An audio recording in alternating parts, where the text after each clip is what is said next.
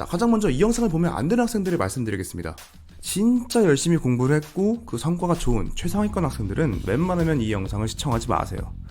왜냐? 지금부터 알려드릴 내용을 듣고 괜히 멘탈이 흔들릴 수 있습니다.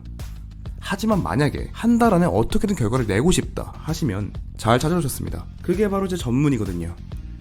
미리 당부드리자면 이 영상은 열심히 공부해야 된다라는 그런 동기부여 영상이 아닙니다.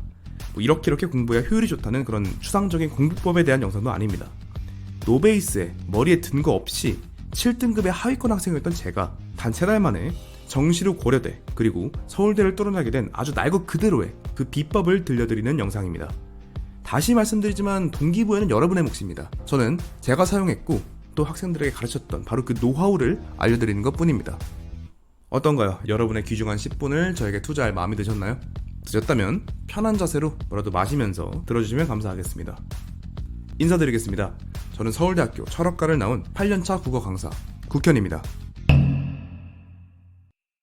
다짜고짜 처음 보는 사람이 와서 이런 말을 한다면 사실 저 같아도 좀 잘 믿음이 안 갈 것 같아서 먼저 보여드립니다. 제 고등학교 시절 성적표입니다. 위조한 거 아니고요. 이런 거 위조하면 공모서 위조로 잡혀가요. 고등학교 3년 내내 단 한 번도 평균 5등급 이상이 되어본 적이 없었습니다. 고1 1학기부터 고3 2학기까지요. 모의고사 전날에 새벽 4시까지 롤 하다가 너무 졸려가지고 수학 푸는 도중에 꿀잠 때리는 것도 흔했고요. 또 제가 기숙사 학교를 다녔는데 맨날 친구들이랑 밤에 카드게임하고 마피아 게임하고 프리스타일 랩 배틀하고 난리도 아니었습니다. 이렇게 도파민에 절여진 상태에서 공부가 눈에 들어올 리가 없었죠. 대학이나 미래에 대해서도 별 생각이 없었습니다. 근데 고3이 되니까 갑자기 뭔가 분위기가 달라지더라고요.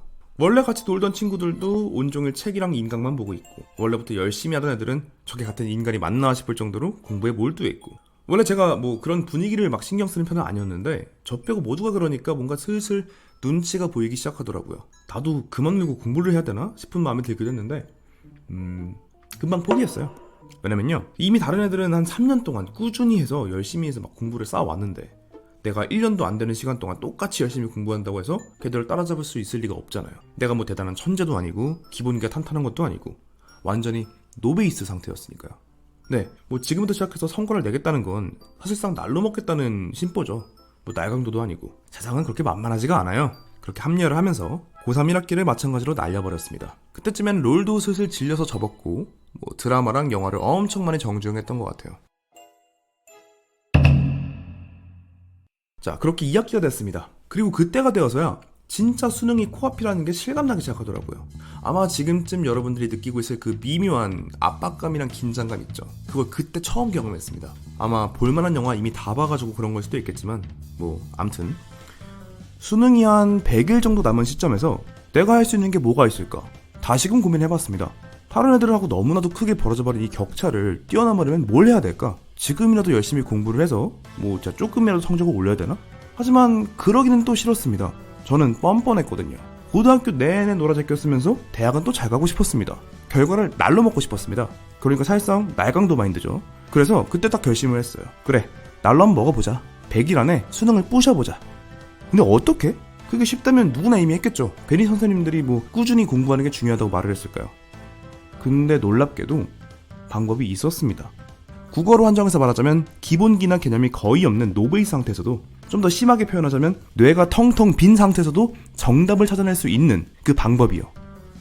저는 수능을 해킹했습니다. 아니요. 오해하지 마시고요. 평가를 해킹해서 문제랑 답을 알아냈다는 게 아닙니다.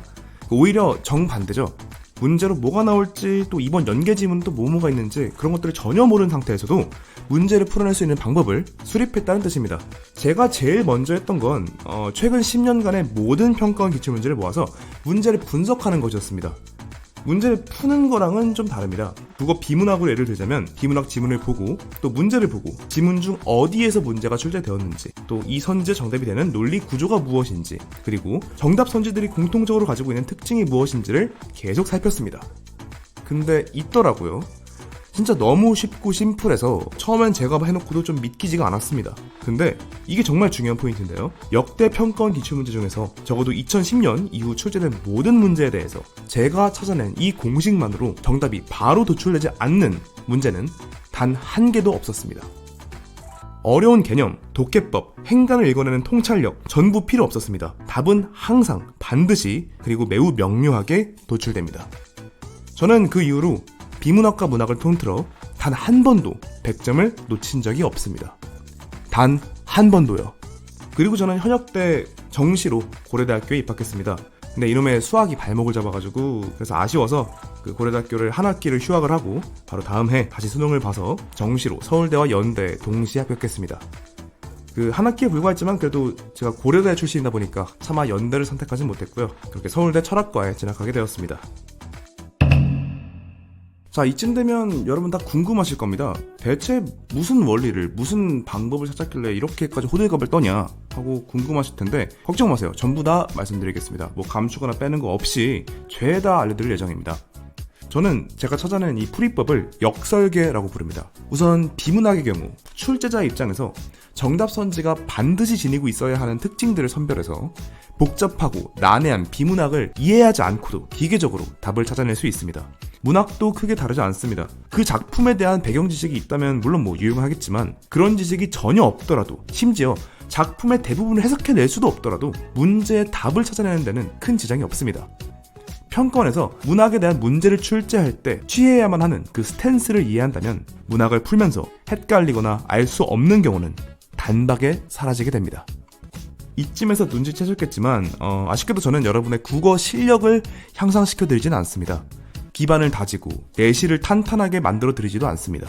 오로지 수능이라는 시스템 하에서만 작동하는 치트키를 알려드릴 뿐입니다. 수능 국어에서 정답을 찾아내는 법, 그 이상도 이하도 아닙니다. 그러므로 흔히 말하는 그 국어 실력의 향상보다는 자신의 성적, 그 점수가 더 중요한 학생들을 더더욱 환영합니다. 이 영상이 업로드된 직후에 두 편의 영상이 아마 연달아 올라갈 겁니다. 각각 비문학과 문학의 역설계 기법을 다루고 있습니다. 정말 핵심만을 담은 짧지만 알찬 영상들입니다. 자, 쉬는 시간은 이제 끝입니다. 이제 정말로 성적을 올릴 시간이에요. 곧바로 다음 영상에서 뵙겠습니다. 국현이었습니다.